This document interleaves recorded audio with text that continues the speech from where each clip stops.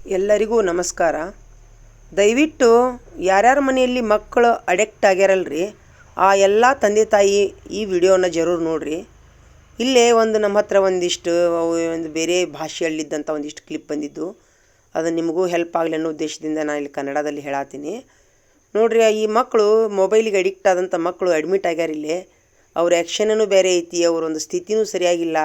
ಒಂದು ಮಗುವಿಗೆ ಟ್ಯೂಮರ್ ಆಗೈತಿ, ಇನ್ನೊಂದು ಮಗುವಿನ ಕಣ್ಣು ಹೋಗೈತಿ, ಇನ್ನೊಂದು ಮಗು ಮಕ್ಕೊಂಡಲ್ಲೇ ಆ್ಯಕ್ಷನ್ ಮಾಡುತ್ತೆ, ಇನ್ನೊಂದು ಮಗು ವಿಚಲಿತ ಆಗುತ್ತೆ. ಇದಕ್ಕೆಲ್ಲ ಕಾರಣ ಏನಪ್ಪ ಅಂತಂದ್ರೆ, ಆ ಮಗುವಿನಲ್ಲಿ ಮೊಬೈಲ್ ಬಳಕೆ ಹೆಚ್ಚಾಗಿದ್ದರಿಂದ ಅದರ ಒಂದು ವಿದ್ಯುತ್ ತರಂಗಗಳು ಆ ಮಗುವಿನ ಮೆದುಳಿನ ಮೇಲೆ, ರಕ್ತನಾಳಗಳ ಮೇಲೆ, ಹೃದಯದ ಮೇಲೆ ಅದರ ಎಫೆಕ್ಟ್ ಆಗಿ ಅದು ಈ ಥರ ಆಗ್ತೈತಿ ರೀ. ಹೀಗಾಗಿ ದಯವಿಟ್ಟು ಆ ಮಗುವಿನ ಶಕ್ತಿಗೂ ಈ ಅಲ್ಟ್ರಾ ಯು ವಿ ರೇಸಿನ ಇದಕ್ಕೂ ಶಕ್ತಿಗೂ ವಿರುದ್ಧವಾಗಿರೋದ್ರಿಂದ ಆ ಮಕ್ಕಳಿಗೆ ಅದು ತಾಳ್ಕೊಳಕ್ಕೆ ಶಕ್ತಿ ಇರೋದಿಲ್ಲ ರೀ. ಹಿಂಗಾಗಿ ದಯವಿಟ್ಟು ನೋಡ್ರಿ, ಈ ಮಗು ಹೆಂಗೆ ಅಲ್ಲಾಡ್ತೈತೆ ನೋಡ್ರಿ. ಇದು ಮೊಬೈಲ್ ಬಿಡಾಕ್ತಾ ಇರಲಿಲ್ಲ. ಈಗ ಮಗು ಏನೋ ಕೇಳ್ತದೆ ತಿಳ್ಕೊಂಡು ನೀವು ಪಾಲಕರಾದವರು ಮೊಬೈಲ್ ಕೊಡಿಸ್ಬಿಡ್ತೀರಿ ಅವರಿಗೆ. ಆದ್ರೆ ಆ ಮಕ್ಕಳ ಮನಸ್ಸಿನ ಮೇಲೆ ಏನಾಗ್ತೈತಿ, ಅವನ ಒಂದು ಆರೋಗ್ಯದ ಮೇಲೆ ಏನಾಗ್ತೈತಿ ಅನ್ನೋದು ಒಬ್ಬರು ವಿಚಾರ ಮಾಡಂಗಿಲ್ಲ. ನಾನು ಎಲ್ಲರೂ ಬಸ್ಸಿಗೆ ಊರಿಗೆ ಹೋಗ್ಬೇಕಾದ್ರೆ ಅಲ್ಲಿನೂ ಸಹಿತ ಪಾಲಕರ ಮಗುವಿನ ಕೈಯಾಗ ಮೊಬೈಲ್ ಕೊಟ್ಟು ಕುಂದ್ರೋದನ್ನು ನಾನು ಸಾಕಷ್ಟು ಬಸ್ಗಳಲ್ಲಿ ನೋಡೀನಿ. ಆದರೆ ಈಗ ನಾ ಮಕ್ಕಳಿಗಾದರೂ ಏನು ಹೇಳ್ತೀನಿ ಅಂತಂದ್ರೆ, ದಯವಿಟ್ಟು ಮಕ್ಕಳು ಮೊಬೈಲ್ ನೋಡಬೇಡ್ರಿ ಮಕ್ಕಳು. ಯಾಕಂತಂದ್ರೆ ನೋಡಿ, ಈ ಮಕ್ಕಳ ಸ್ಥಿತಿ ನೋಡ್ರಿ ನೀವು. ಅವರು ಎಷ್ಟು ಒಂದು ಸರಿ ನಮ್ಮ ಶರೀರಕ್ಕೆ ಒಂದು ಎಲ್ಲ ನಮ್ಮ ವ್ಯವಸ್ಥೆ ಕೆಟ್ಟಂತಂದ್ರೆ ಮತ್ತೆ ರಿಪೇರಿ ಆಗ್ಬೇಕಂತಂದ್ರೆ ಸಾಕಷ್ಟು ಲಕ್ಷ ಗಂಟೆ ಹಣ ಸುರಿಬೇಕು. ಮತ್ತು ಒಳ್ಳೆ ಮೊದಲನೇ ಸ್ಥಿತಿಗೆ ಬರ್ತಾರನ್ನೋ ಗ್ಯಾರಂಟಿನೇ ಇರುವುದಿಲ್ಲ. ಅದರ ಬದಲಾಗಿ ದೇವರು ಕೊಟ್ಟಂಥ ಈ ಶರೀರವನ್ನು ಆರೋಗ್ಯವಾಗಿ ಇಟ್ಕೊಳ್ಳೋನು. ನಮಗೇನು ಬೇಕು ಆ್ಯಕ್ಚುಲಿ ಸಣ್ಣ ಮಕ್ಕಳಿಗೆ ಮೊಬೈಲಿನ ಅವಶ್ಯಕತೆ ಏನೈತಿ, ಪಾಲಕರಾದವ್ರು ಯಾಕೆ ತಿಳ್ಕೊಳಂಗಿಲ್ಲ. ಅವರಿಗೆ ಕೊಡಿಸ್ತೀರಿ, ಅವ್ರು ಅಡಿಕ್ಟ್ ಆಗ್ತಾರೆ. ಎತ್ತಾಗಾರ ಸುಮ್ಮನೆ ಕುಂತ್ರೆ ಸಾಕಂತೇಳಿ ಕೊಡಿಸ್ತೀರಿ. ಆದರೆ ಅವರು ಆರೋಗ್ಯ ಕೆಟ್ಟಂತಂದ್ರೆ ಅವರ ಒಂದು ಜೀವನಾನ ಇಲ್ಲ ಅಂತಂದ್ರೆ ನೀವು ಏನು ಗಳಿಸಿ ಏನು ಮಾಡೋರು? ಅವ್ರಿಗೆ ಎಜುಕೇಷನ್ ತೊಗೊಳಕ್ಕೆ ಶಕ್ತಿ ಇಲ್ಲ, ಮೆದುಳೊಳಗೆ ಶಕ್ತಿ ಇಲ್ಲ, ಓದಕ್ಕೆ ಶಕ್ತಿ ಇಲ್ಲ, ಬರೆಯೋಕ್ಕೆ ಶಕ್ತಿ ಇಲ್ಲ. ಆ ಮಗುನ ಒಂದು ಡೆಡ್ ಬಾಡಿ ಥರ ಆಗಿಬಿಡ್ತೈತಿ. ಹಿಂಗಾಗಿ ನಿಮ್ಮ ಜೀವನಾನ, ನಿಮ್ಮ ಮಕ್ಕಳ ಜೀವನ ನರಕ ಆದ್ರೆ ನಿಮ್ಮ ಮನೆ ಜೀವನನೂ ನರಕ ಆಗದಂಗೆ ಆಕೈತ್ರಿ. ದಯವಿಟ್ಟು ಮಕ್ಕಳಿಗೆ ಮೊಬೈಲ್ ಕೊಡ್ಸಕ್ಕೆ ಹೋಗ್ಬೇಡ್ರಿ. ಆ ಮೊಬೈಲ್ ಕೊಡಿಸುವಂಥ ಉದ್ದೇಶ ಏನು?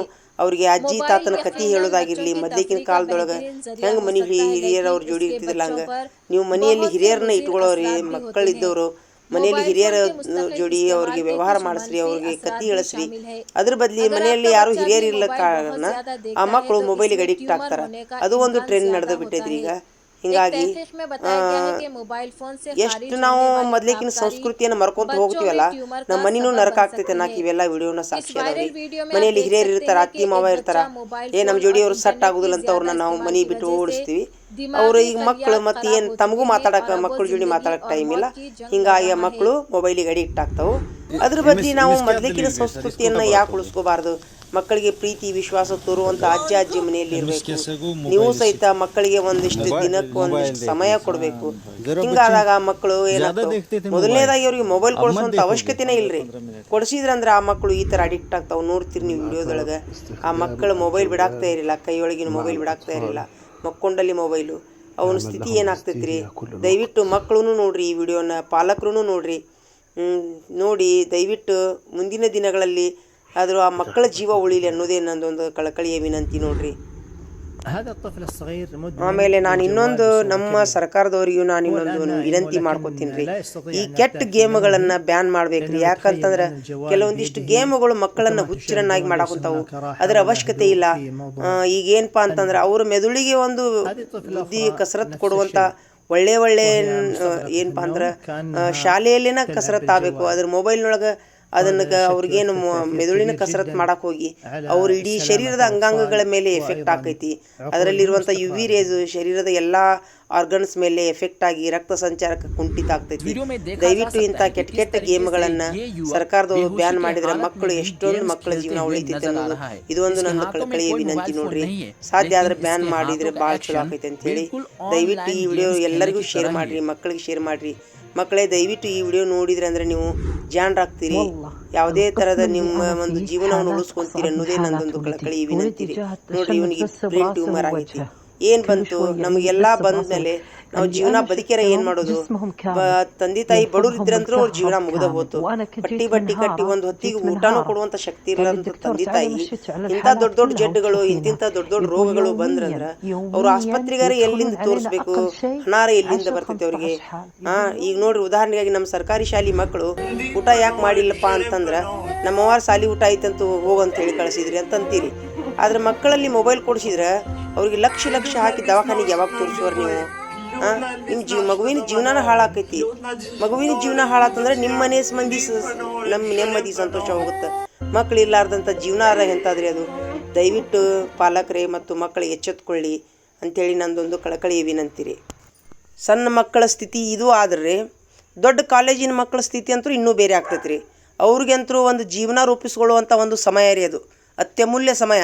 ಅಂಥ ಸಮಯದೊಳಗೆ ಅವ್ರಿಗೆ ಅದು ಸಿನಿಮಾದಲ್ಲಿ ಅದು ಏನೋ ಒಂದು ಕೆಟ್ಟ ಸೀನ್ಗಳನ್ನು ನೋಡಿ ಅವ್ರ ಮನಸ್ಸು ವ್ಯಗ್ರಾಗಿ ಅಭ್ಯಾಸದಲ್ಲಿ ತೊಡಕುಂಟಾಗಿ ಅವರು ಓದುವುದನ್ನು ಬಿಟ್ಬಿಡುವಂಥ ಅಥವಾ ಅದರಲ್ಲಿ ಕಾಣುವಂಥ ಸೀನ್ಗಳನ್ನು ನೋಡಿ ಅದರಂಗೆ ಮಾಡೋಕ್ಕೆ ಹೋಗಿ ತಮ್ಮ ಜೀವನವನ್ನು ನರಕಾನು ಮಾಡ್ಕೊತಾರೆ ರೀ.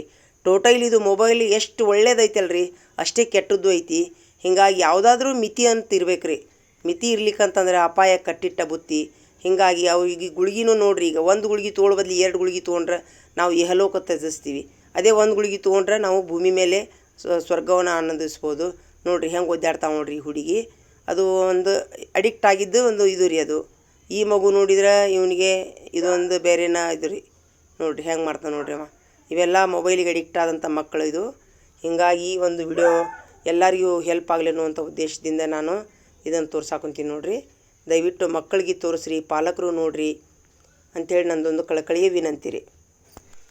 ಈ ಮೊಬೈಲಿನ ಸಲುವಾಗಿ ಸಂಬಂಧಗಳು ಸಹಿತ ಹಳಸಾಕೊಂತಾವ್ರಿ. ನೋಡಿರಿ, ಯಾವುದೋ ಒಂದು ಊರಿನೊಳಗೆ ಮೊಬೈಲ್ ಕೊಡಿಸಿಲ್ಲ ಅಂಥೇಳಿ ಡೈವರ್ಸ್ ಆಗ್ತಾವೆ. ಮೊಬೈಲ್ ಕೊಡಿಸಿಲ್ಲ ಅಂಥೇಳಿ ತಂದೆ ತಾಯಿಗೆ ಕೊಲೆ ಮಾಡ್ತಾರೆ. ಮೊಬೈಲ್ ಕೊಡಿಸಿಲ್ಲ ಅಂಥೇಳಿ ಮಕ್ಕಳು ಯಾವುದೇ ಒಂದು ಮಗು ಮೊನ್ನೆ ಸೂಸೈಡ್ ಮಾಡ್ಕೊಂಡಿತ್ತು. 1-2 ರೀ ಈ ಮೊಬೈಲಿನ ಕತೆ. ಹೀಗಾಗಿ ದಯವಿಟ್ಟು ಮೊಬೈಲ್ ಮಿತವಾಗಿ ಬಳಸ್ರಿ. ಮಕ್ಕಳಿಗೇನು ಕೊಡಿಸೋದಿತ್ತಂದ್ರೆ ಅದರಲ್ಲಿ ಅಭ್ಯಾಸ ಏನರ ಇತ್ತಂತಂದ್ರೆ ಒಂದು ಸಮಯ ಇಡ್ರಿ ಅದಕ್ಕೆ. ಶಾಲೆಯಲ್ಲಿ ಶಿಕ್ಷಕರೂ ಸಹಿತ ಏನಾದರೂ ಮೊಬೈಲ್ನಲ್ಲಿರುವಂಥ ವಿಷಯಗಳನ್ನು ತಾವೇ ಪ್ರೊಜೆಕ್ಟ್ರ್ ಹಾಕಿ ತೋರಿಸುವಂಥ ವ್ಯವಸ್ಥೆ ಆಗಬೇಕು. ಮನೆ ಕೆಲಸ ಕೊಡೋ ಮುಂದೆ ಅಲ್ಲೇ ಮೊಬೈಲ್ ನೋಡ್ಕೊಂಡು ಬರ್ಕೊಂಬರ್ರಿ ಅಂತ ಹೇಳುವಂಥ ವ್ಯವಸ್ಥೆ ಆಗಬಾರ್ದು.